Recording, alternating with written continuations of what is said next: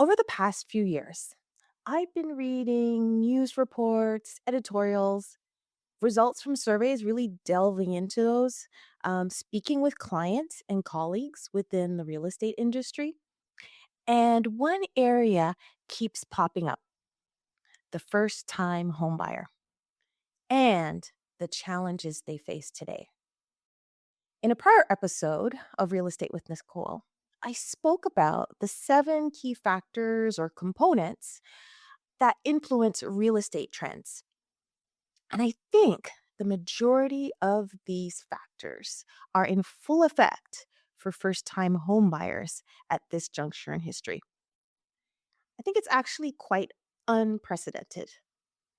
Just to review, population growth. A lot of people want to come to Canada. They go to primarily Vancouver, Calgary, Toronto, the big Canadian centers, metropolitan centers. There are, of course, economic factors, such as the inflationary period that we have been going through and hopefully we are passing through at the moment.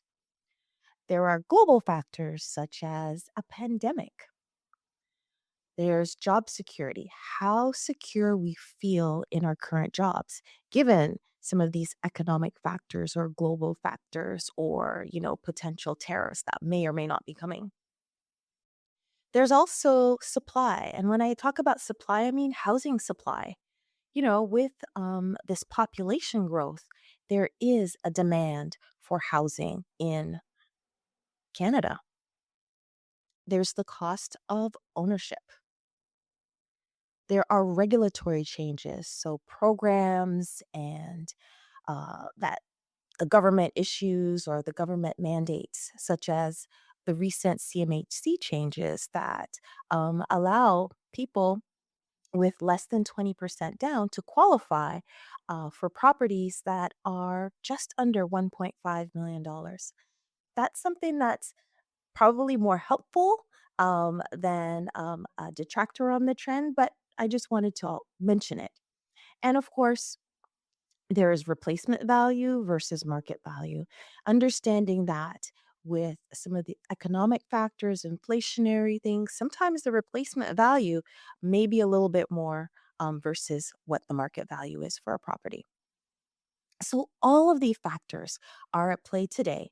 And I have a guest on that will help us walk through and over and or around one of the biggest obstacles first-time homebuyers face today. So grab a cup of your favorite beverage as we get ready to dive into our discussion.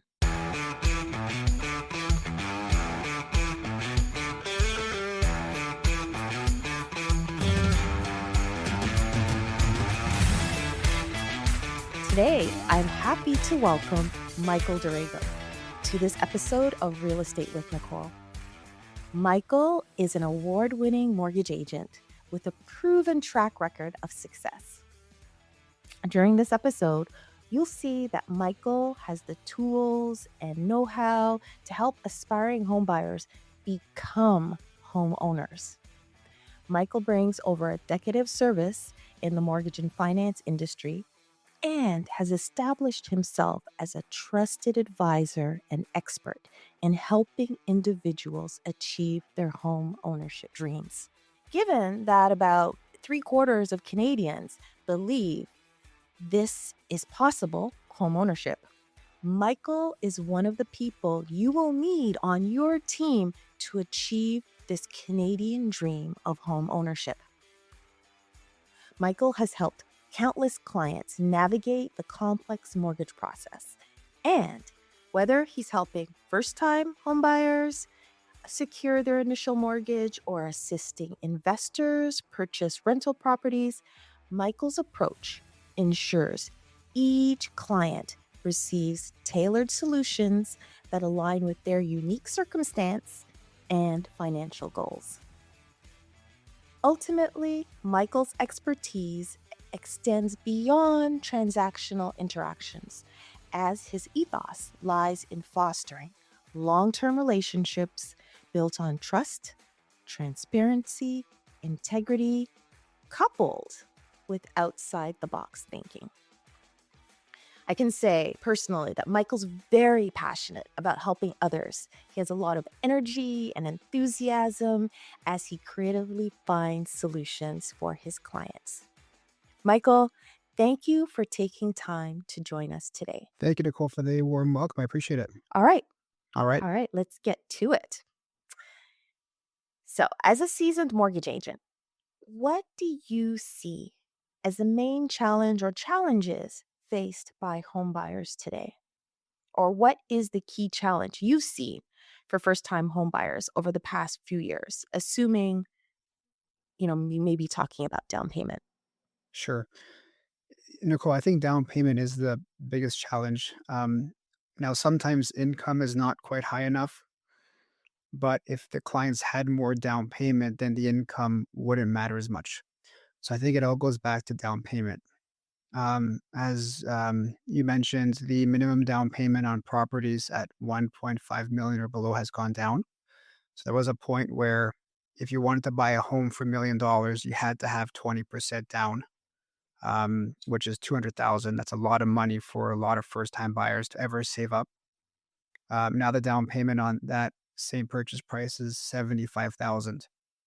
Now the issue there is that $1 million purchase with 75,000 down is quite a large mortgage, and that's going to come with a very high mortgage payment as well. And the issue is a lot of people might have the 75,000 down, but they don't make quite enough money to qualify for that purchase price. So what I've been able to do over the years is, again, try to think outside the box and try to find programs, little known programs that will help people transition to homeowners. One of my favorite programs that has come out the last couple of years is a company called Ourboro. That's Ourboro. And essentially what they do is, to me, they're kind of like Dragon's Den or Shark Tank, if you know that show. Instead of investing in your business, what they're doing is they're investing in your home. So it's made up of different investors, some of which are Scotiabank is an investor in the program, the Canadian Mhm, government. There's different company pensions like Liuna, and also various private investors. And what they figured was, instead of us buying properties to rent out to tenants, why don't we invest in real estate, but rather than buy rental properties, is help homeowners buy their first home, have them live in there and manage it, and we provide a portion of the down payment while they pay the mortgage and the other expenses as well. As a lot of listeners know, we've heard horror stories. Sometimes you rent out a property and the tenant doesn't pay the rent, or the tenant destroys the home, and there's out of pocket costs for that. Whereas with a homeowner, generally speaking, they tend to take more pride in the home because they live there. It's their own house, right? The equity is tied to how well they maintain their property. So Arboro said is we'd rather invest in homeowners, help them buy their first house, and share in some of the equity growth on their property. So the way the program works, Nicole, is the home buyer needs to have mhm. at least 5% down plus closing costs. I estimate about 3% more.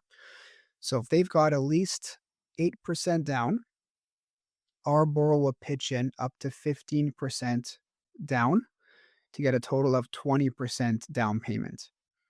Now, what that does is it really opens up the buying power, because when you have 20% down on a purchase, you now no longer need to use CMHC or any type of insurance program, which, by the way, is very restrictive. They have very strict guidelines in terms of how much of your income is able to go towards the mortgage payments. So 20% down really opens up your buying power. And I've seen cases where it can literally open it up by hundreds of thousands more in purchasing power. Um, the other beauty too is that it does a great job of helping people who are self-employed. People who Mhm, are self-employed really struggle with getting a mortgage nowadays because the banks will use your net income to qualify. And as you know, Nicole, we're both self-employed. Um, you know, um, Business owners tend to write down their income, and they go to the bank, and bank says, sorry, you don't make enough money on paper. With 20% down, we have access to mortgage companies that will not look at your taxes. They will qualify you based on the revenue of the business. Big difference. And now the thing is, to use your revenue, you have to have 20% down.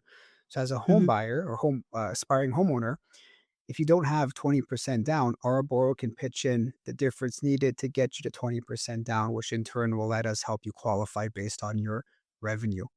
Um, it also helps those borrowers with slightly lower credit scores. The lenders that we use with Ourboro are much more lenient on lower credit scores. Um, they're more lenient in terms of, income types. They'll allow some contributory income in some cases if someone's living with you and contributing to the bills, etc. So much more flexibility. Now, what's the catch with Arboro? Well, very simple. Yes. they are gonna, you know, they are going to receive their proportionate amount of growth on the property based on how much they put as down payment. So, for example, if one of your home buyers, Nicole, has 10% down and Arboro puts in 10%, each party put in 50-50. So if the home goes up in value by the time they sell by 200,000, for example, the homeowner will get 50%, which is 100,000. Our borrower gets the other 100,000.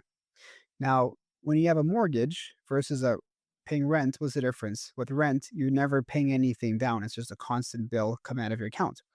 But with a mortgage, you're paying it down. So any mortgage pay down. So if you sell the home and you pay down 100,000 worth of mortgage, the homeowner gets the 100,000 pay down. And then again, the proportion amount of the appreciation. So going back to a 200,000 appreciation, the homeowner walks away with $200,000. They can then sell the property and buy their next home without needing any assistance from our borrow, and they would be at that point 100% owners in the new property. Awesome. And have you, just in terms of this program, and thank you for explaining who the investors are, private investors, Scotiabank, and some others.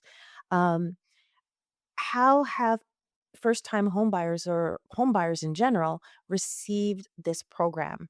Are there any apprehensions? I know you explained the catch, and I think it's pretty clear how that works, but how has it been perceived by homeowners? Yeah, it's a new concept. Anything that's new is going to sometimes be met with some reservations. Mhm. I have had homeowners say, Mike, even if they put down 5%, they're going to keep 25% of the home's value, the appreciation rather. And sometimes they'll say, well, Mike, I'm giving up a lot of the appreciation. And the question I usually ask is, how long have you been renting for? I've been renting for 10 years. What do you think you've paid in rent in 10 years? Let's just say 2,000 a month.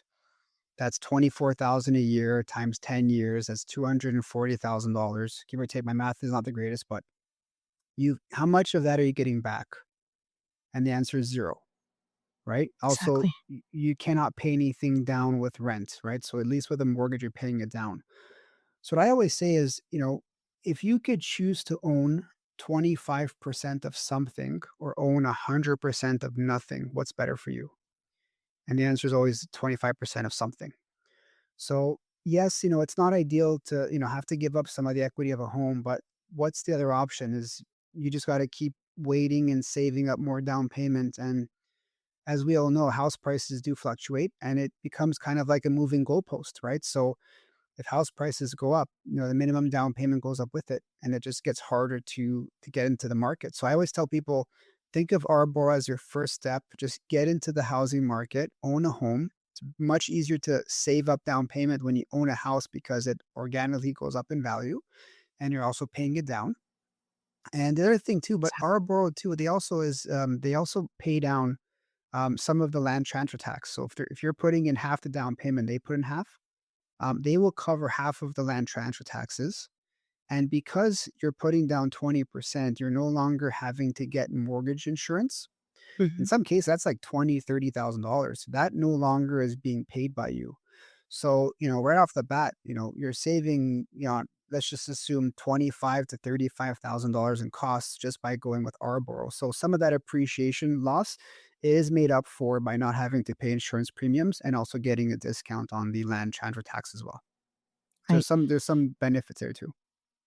So what I'm hearing from you is really kind of zooming out to see the big picture of what this opportunity provides people in terms of, yes, you're renting. You're not gaining any equity. You're paying down each month. Mhm. You're taking care of this property. However, there's no equity growth in 0. your current situation. Correct. Whereas if you have this opportunity, I call it a helping hand. Arbar helps you to get step Mhm. into the real estate market, because I think that's one of the most important things is to actually be in the market, because then when you're in the market, you're able to navigate as your financial situation is and your circumstances in order to take that next step, whether it's selling your property and getting a new property without our bar, selling your property, getting a new property, and maybe making an investment, growing your investment portfolio. So I think it's kind of zooming out and really kind of seeing that big picture, and not just looking at, oh yeah, they're helping me and I have to give them some of my equity, but we would have never had that ability to have equity if they didn't help in the first place. That's exactly it, Nicole. It's, make something versus nothing, right? The other thing too is with Ourboro, there's 2 ways to pay them back. One is to sell and pay them back. Mhm. The other is to eventually, maybe refinance the mortgage and then pay them out their share, Mhm. and then retain 100% of the ownership going forward. So you don't have to stay with them forever. You have the potential of refinancing, which is essentially increasing your mortgage to pay out their share and then retain full ownership going forward as well. They just ask that you pay them back within 30 years, which for a lot of people, that's more than enough time to make some changes along the way. Right. Awesome. Awesome. Thank you for sharing that. You actually kind of delved a little bit into my next question, but I think it all makes sense, um, or it all fits together nicely. So, yes, so it's the down payment that seems to be, the big concern with regards to first time buyers. And ultimately, that leads to affordability. That's Mhm. the buzzword. However, I want to note, because everybody's hearing this, the news, the media, they seem to be painting a doom and gloom scenario that people will never be able to afford to purchase a home, that it's out of reach. However, from my research and all the reading that I recall doing and watching some clips of similar stories from the 1980s. That was kind of like what was happening then. Oh, we're never going to be able to do it. We can just forget about ever owning a home. Yet, Canadians were resilient and found a way. And I think there's a lesson to be learned from, all that uh, angst that was happening in the 1980s. So if we fast forward today, I think, yes, it's definitely more challenging to purchase a home and, come up with that down payment, Michael, but you indicated people are still buying homes, and our bar was or is one of the, outside of the box, opportunity that's available. Mhm. And I also see it, on the ground. People are purchasing. It's still happening. It might not be happening at breakneck paces as in the past years, but people are out there. And as I kind of alluded to earlier, there was a recent survey of Canadians that indicated that we Canadians are hopeful and include owning a home as part of the Canadian dream. So, in my mind, there seems to be a disconnect in terms of what we're hearing on the news or reading. And I'm asking you to give us some, additional things about what other ways are you helping to facilitate the process for first time home buyers outside of our bar? Great question. Yeah. So, um, actually, another down payment program is various regions across Ontario have a program as well where they will give existing renters either 5 or 10% down to buy their first home. So, for Mm, example, I'm in Waterloo. That's where I live. And mhm, in Waterloo, they have a program where the region will give you 5% down to buy a home in Waterloo region. Now, their qualifications are again, you have to be currently a renter for the last 12 months, I believe it is. You can make a household income up to about 109,000. That mhm. doesn't include child tax benefits. If you're getting child tax benefits, it doesn't count against you. However, we can use that money towards qualifying for the mortgage. And then you also have to buy a property at a maximum price. In Waterloo region, for example, it's 600,000. So the only money you have to come up with is the closing costs, which is about 1.5% of the purchase price. So, basically, if you're buying something for 500,000 in Waterloo region, 1.5% is about $7,500, which is maybe like 2.5 months rent nowadays. So I've Mhm. helped people with 10,000 or less in savings who are renting get the 5 or 10% down from their region towards buying their first house. Now, some regions are Waterloo Region, Guelph and Wellington County, Simcoe, which is like the Barrie area, um, Dufferin County, which is Orangeville area. All these different regions have a program. Some do 5% down, some do 10, and they have different income thresholds and different purchasing prices. But the idea is to buy, start off with a starter home, not a dream house. And then the catch, as we say it with this one, is that if they give you 5% down, you just have to give 5% of the appreciation only, plus the down payment they gave you. So the down payment was $20,000, and the appreciation is 100,000 of growth. 5% of 100,000 is 5,000 plus a 20,000 down payment, 25,000 back to them. You keep the other 95,000 worth of growth on the property. So regional programs are a great way to get into your first home. Um, you don't have to be a first time buyer, by the way. You can by buying your second or third home, but it has to be a home that you're going to move into. It's got to be an owner occupied house. So that's another down payment program that we have available. Another thing too is being a mortgage agent. I work with many different banks. All different banks have different qualification processes. I had a gentleman one time that bought a house. This was during COVID. His business was deemed non-essential, so his income was basically non-existent. But he continued to pay his employees their full salaries, which I thought was amazing. So what happened was his income on paper wasn't very high.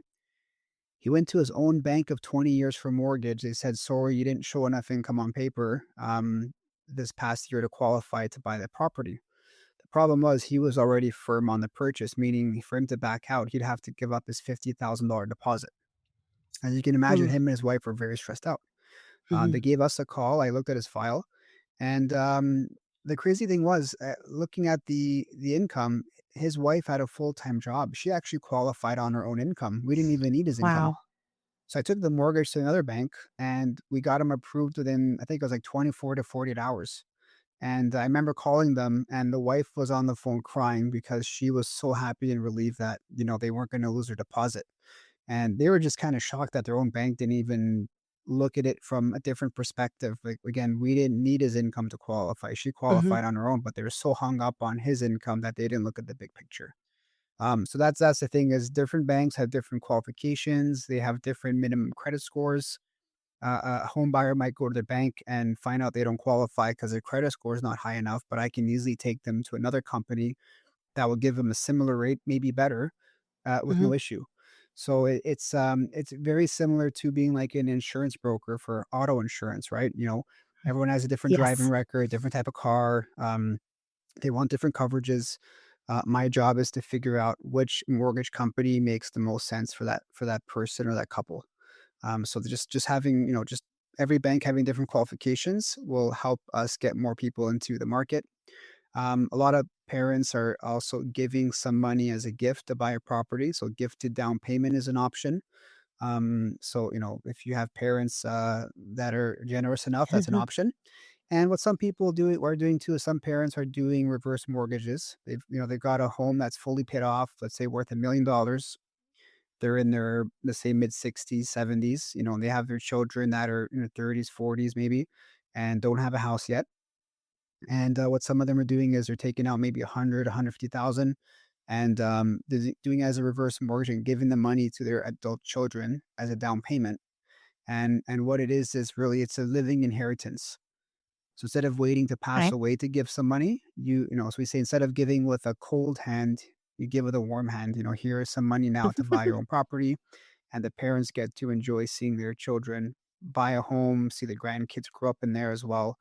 And 'cause one of the biggest gripes about reverse mortgages is that if you get a reverse mortgage, you're leaving less inheritance for your kids. But if your kids are able to buy their own home and build equity there, then in a sense it becomes a non-issue. So that is an option as well too that I've helped facilitate people with getting some reverse mortgages to basically help their kids buy buy a house as well too. That those are some of the main ones that I can think of right now. That's excellent. I really love that story. You saved the day. And it just shows you're thinking outside the box, looking at the big picture and really tailoring the service for your particular client and not just thinking everything is cookie cutter. Mhm. And I love the insurance analogy. Yes, everybody has a different record. Everyone drives a different car, lives in a different location. So you have to factor in everything in order to put the package together. So Exactly. great suggestion. Great kind of suggestion story and process. All right. So um, I just want to interject. If you like what you hear and want to hear more, Michael will be my guest speaker at an upcoming real estate webinar focused on first time homebuyers on Saturday, March 8th. And a link to register for the webinar is posted in the show notes. So we hope to see you there. Michael, do you have any other stories about how you've helped people get into their first home, just to help encourage everyone in terms of that it is a possibility and it's something that um, can happen now, even in this current economy? Yeah, well, Ourboro was a great has a great story there. Whereas I had a couple, they were living with their child, and renting with her parents. So they're renting a full home, parents in the basement, a couple upstairs, and the landlord gave them notice that they were going to sell the home soon. Now they've been living there for I think like 10 years, so their rent was very cheap. So they Mm, knew they were going to face a massive rent increase when they moved. And they figured, you know what, it's about time we buy a home. But we need something where there's a finished basement, that the parents could live in the basement, wife and husband upstairs with the baby, and then everyone kind of pitch in and pay the mortgage together. Now they had some down payment, but not quite enough to buy at the price they needed to. So with our borrow, because we're able to bump up the down payment, we're able to help them buy their first home, mhm. with the fully finished basement, just the exact house they needed based on their goals and their lifestyle. And it wouldn't be possible without the down payment assistance from Arboro. So we got them into their first home. They're very happy. That's one way that we got them in was essentially through the higher down payment. Another method is through a guarantor. Now, a lot of parents, they do not want to co-sign for their children because they're concerned that, if I co-sign for your mortgage, John and Mary, what's going to happen now is your mortgage is going to show up in my credit report. So if I need to redo my mortgage, or if I want to buy a new property or refinance or anything related to mortgages, I'm going to be carrying your mortgage on my credit reports. Even though you're making the payments, it still ends up affecting me. So what some mortgage companies allow us to do is put the parents as a guarantor. It's more of like a silent partner. We Mhm. get to use the parents' income to qualify for a higher mortgage amount, but the best part is that the children, their mortgage does not show up on the parents' credit report whatsoever, and the parents do not go on title, so it doesn't tie back to them. What this does is we can use the parents' income to help the buyers qualify for a higher purchase price. One case I used this was I had a gentleman that was self-employed. Again, during COVID, his business was deemed non-essential, and his income was basically negligible because of it. Um, Him and his wife are pregnant. They're about to have a baby, but they wanted to have a place of their own to raise the child. Unfortunately, with her income on her own, it just wasn't enough to qualify for anything. So what happened was, I said, "Hey, can any of your parents help? Do they have decent income, decent credit?" Because my parents do. I just don't think they're gonna wanna, have our mortgage on their credit report. I said, "That's not a problem. We can take care of that. We have a guarantor program. May I talk to your parents?" She said, "Sure." I got to go ahead. I called the parents. I explained everything to them, how it works. Long story short, they were able to buy a duplex and rent out the second Nice. unit, which basically covers their mortgage payment to begin with. And Mm, then we had, because we able to put the father as a guarantor, that's what helped bump up the price just enough where we got them into that home. Without the guarantor, they would have barely qualified for a condo even, right? So that's where the guarantor helps. It's not designed for you to buy a home for 500,000 more than you qualify for. it's Mhm. got to be a reasonable amount where, like, you have a couple, they have newer jobs, and they have a annual bonus that they're supposed to get, but they've only been there for less than a year or a year, and they haven't got those bonuses yet. So banks do not count bonuses until you've got them for at least 2 years. But I know that they're going to get that bonus. So it's more so where we don't want them to overextend themselves, but we Mhm. know Yeah. that they've got more income coming their way soon, or they got some raises along the way. And the idea is just to get that purchase price up a little bit, maybe 50,000, 70,000, just enough to get them in the home, but it's Mhm. not going to change the monthly payments all that much. So it's within reason. And like I said, they can get into the housing market. And then when they do qualify on their own, they can always remove the parents as guarantors after, once they qualify on their own. So that's another way. And third way is, you know, people will say, Mike, I've got my down payment, but I got 10,000 worth of debt, and but I can also put 10,000 more towards a down payment. So what's better, Mike? Do I put 10,000 down payment more, or do I pay off 10,000 worth of debt? And the reality is, you're actually better off paying off the 10,000 worth of debt, because it'll boost up your purchasing power a lot more. Because that 10,000 worth of debt, if it's a credit card, the mortgage companies and banks will attribute a $300 per month payment on that, and that could reduce your qualifying by about 100,000 purchase price, close to it. It's pretty crazy. Now, if someone has just enough down payment and they don't have that extra money to pay off the debt, what some companies will do is we have companies that will actually give you cash back, and then we use the cash back to pay down the debt.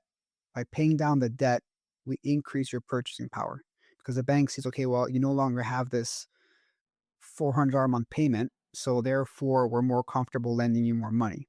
So I had a Mhm. case where I had a couple where they needed to buy a detached house. They weren't qualifying because they had just enough down payment, but not enough to pay off the additional debts. So in this case, what we did was we got some cash back, we paid off some of the debt, and what it did, it bumped up their purchasing price. It got them from maybe qualifying at best for a townhouse into a detached home. So, and then on top of that too, yeah, maybe the house costs a bit more, but that $400 a month more debt payment is gone. So again, it doesn't. We're not trying to overextend you, but it's like, let's Mhm. just revamp the finances in a way where it just makes more sense for everyone. So cash back in some cases also helps bump up the purchasing power as well too. Awesome. Thank you. Thank you for sharing those kind of house buying hacks. Mhm. Um, I have one more question for you. And it's related to um, well, first of all, buying a home, it's a real estate is a team activity. It's important to have the right players on your team, the right members on your team. Of course, you as the home purchaser, first time home buyer investor, you're the basically the quarterback. You'll have a trusted realtor, and having a trusted lawyer and mortgage broker or a mortgage specialist. So I want to I'm asking this question, Michael, just to get your sense or give everyone a little bit more clarity on the difference between a mortgage broker and a mortgage specialist who works at the bank. Or rather, perhaps provide us with what are the benefits of working with a seasoned, investor savvy mortgage broker? Because you kind of mentioned it earlier, but let's be explicit in terms of Sure. what those differences are and maybe the benefits. Sure. So a mortgage agent is licensed, have a license to offer mortgages. A mortgage specialist is an employee of the bank who's not licensed. Um, these mortgage specialists as a bank, they will only have access to their bank's mortgage products. So, so what ends up happening is, you as a client, if you do not fit that bank's mold in terms of what their requirements are for a mortgage, you're basically out of luck. So the mortgage specialists, they do specialize, but in one product. It's just their own bank's products. Whereas a mortgage agent, we're not tied to one single bank. We can work with a lot of different kinds. So essentially, it's a one-stop shop with us. If I've had cases where people are falling on hard times and they need to restructure the debt, and their bank said, no, we can't do it for you, and we've had other companies say, yeah, we can do it, no problem. And the difference is that every bank has different risk thresholds and what they can or can't do.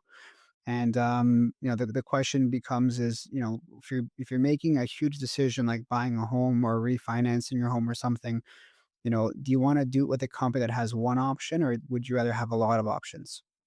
And I think that's what sets us apart, is having the multiple options.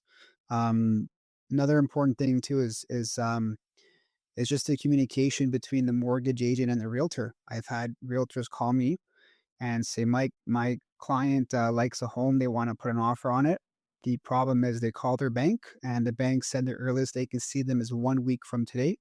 And offer date is, it's Monday, but offer date is on Wednesday. And they're not going to be able to see their bank until, Friday, for example. Mhm. And the ironic thing is I've actually I've had cases where they came like, hey, give you their number, let me call the client and see if I can help them. And I've gotten their paperwork. And the crazy thing is, I've gotten them a mortgage approval from that same bank that needed 1 week to see them in person for an appointment. So, same bank, much quicker timelines. And the Mhm. difference is, I don't need a week to meet with someone. I can talk to someone today, get their paperwork, find out if they're pre-approved or not very quickly, and then send it to the bank that makes the most sense for them. So speed is very important in real estate, as you probably know, Nicole. Mhm. You don't have a week sometimes to find out if you're pre-approved, right? Especially if a couple's found the home of their dreams, they need to know very quickly if they're pre-approved or not. I also do Exactly. very thorough pre-approvals. And what I mean by that is I check people's paperwork, income, credit, debt. I find out where the down payment's coming from. We get a lot of phone calls at my office from people in a panic where they're saying, my bank told me I was pre-approved. I ended up buying a home for less than I was qualified for, thinking I made a great decision. I now went back to the same bank for the mortgage, and now they're telling me that I'm not qualified. And this Mhm. exact story happened last week with another buyer. She went to her bank to get a pre-approval to buy a home to downsize into. So she's retired. She owns a Mhm. home now. It's fully paid off, but she wants to buy a smaller home. She found this property she loves, but she wasn't able to sell her home in time. It hasn't even been listed yet. But she went to her bank, says, "Hey, I need a line of credit. I had to buy this property, and then once I sell my house, I'll pay off line of credit." Bank said, "No problem. You're good to go. Go ahead and put the offer in." So sure enough, she did. She put the offer in. Thank goodness she had a condition of finance. But she went back to finalize line of credit, and the bank said, "Sorry, we made a mistake. You don't qualify for Mhm. that line of credit." So now, she's facing, she's got maybe 4 days left to find out if she's approved or not. Her realtor got in touch with me, said, "This is the situation."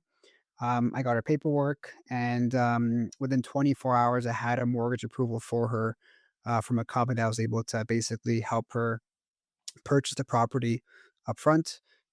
We're doing in her case as a reverse mortgage. So we're putting the Yeah. mortgage on her current house. It's a fully open reverse mortgage, Mhm. meaning when she sells her house, there's no prepayment penalty whatsoever.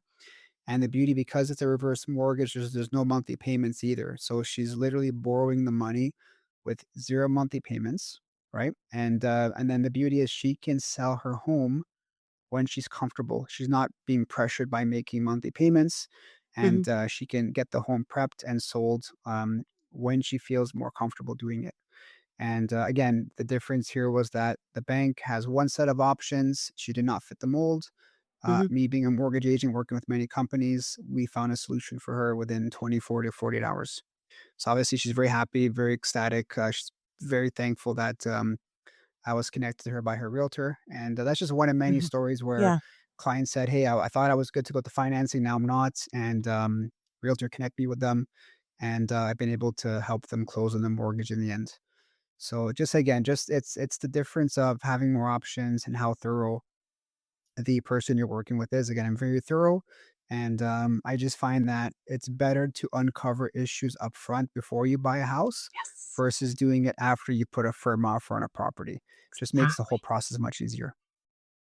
Exactly. Like, I'm so happy you shared that particular, scenario, because I think it really does happen more often than we Absolutely. realize. I Yeah. know personally, I've seen it happen, and it's amazing. Uh, just the level of accountability, sometimes working with some specialists. Um, the one thing I did want to uh, mention is, yeah, it's really important to have that person on your team who's a trusted advisor who helps you to know more. So having someone who's knowledgeable, who's really digging in. So as Mike says, he does a lot of upfront work on the pre-approval process. So he's knowing more about you as a client, as what kind of fits your profile. Then that helps him and you to be prepared, and then obviously that will help you to be more confident in whatever you do with regards to your real estate journey. So, Michael, you kind of just laid out my key words are to know more, to be prepared, and to be confident, because that's kind of what's really important with regards to your real estate journey. You're making this big decision, and you really need to be well informed so you can make an informed decision. Exactly. With that, Michael, any last words that you'd like to share with us today? Yeah, just I know buying a home can seem daunting. I'm a homeowner myself. I remember buying my first house. I did it when I was not a mortgage agent, but I did work with one, and I saw how great the process was. Got me it piqued my interest in doing it myself. I bought my second home as a mortgage agent, and even then, I'm the one doing my own application, and of course, I was even nervous because it's human nature. Um, the main thing is plan ahead. Don't just wake up one day and decide to buy a house. You might not be ready yet. Plan ahead. Make sure you have enough down payment. If you don't, find out what programs are available. I've discussed some today. More than happy to help any listeners listening today if they have questions about that. But plan ahead. Make sure your job is stable or your business is stable. Make sure that you're not like in probation, brand new job. Maybe you're not ready yet. Just make sure everything's in order. If you have down payment, make sure not all your money is going towards it. Make sure there's some money left over because things happen. You don't want to put 100,000 down as a down payment and have nothing left over. Just prepare ahead. Also know that mortgages are not all equal. So you can have two mortgages from different companies with the same rate, but they can be totally different in terms of what you can or cannot do with the mortgage. So some of them offer mortgage portability, which is essentially if you decide to sell your home and move somewhere else, can you take the mortgage with you and not pay a penalty? Do they offer bridge financing? So meaning if you sell your home and your closing dates don't match up, can you bridge the mortgage and not pay a penalty? Can you borrow more money without paying a penalty? Or are you subject to penalties? There's a lot of things. The fine print matters more in the mortgage than the rate because I've seen many cases where someone got a 0.05% lower rate. So 0.05 perspective is like 5.5 versus 5.45. They jumped on the 5.45 and all they saved was $14 a month on a 500,000 mortgage. 14 bucks a month is maybe too small or too tall Starbucks coffees. But now, a couple years later they have to move, job opportunity comes and they want to buy a better house. Now they find out that their mortgage is not portable or the mortgage is not, they don't have a bridge financing option. And now they have to make changes or break the mortgage. It's going to cost them sometimes tens of thousands of dollars to do so. Mhm, And I asked them, was that $14 a month worth it in the end? And they say, absolutely not. The problem is the person they worked with, whether it was a bank or the broker, never explained what the fine print was with the mortgage.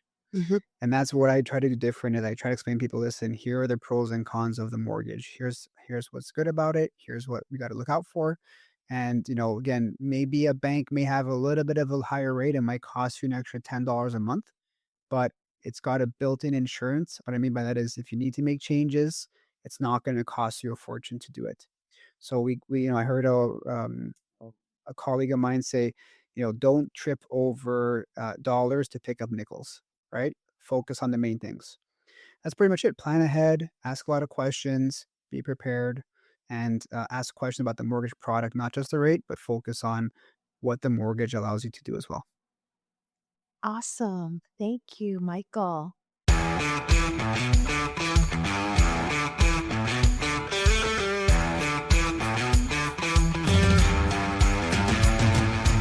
If you found this episode insightful, be sure to follow on your favorite podcast app. leave a rating, and share with a friend. Remember that preparation and knowledge help you to feel more confident with your investment. This is Nicole Lopez signing off and wishing you a fabulous day. Oh, by the way, if you want to dive deeper into the topic or start or refresh your real estate action plan, join us at an upcoming real estate webinar, Saturday, March 8th.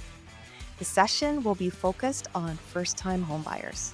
A link to register for the webinar is posted in the show notes.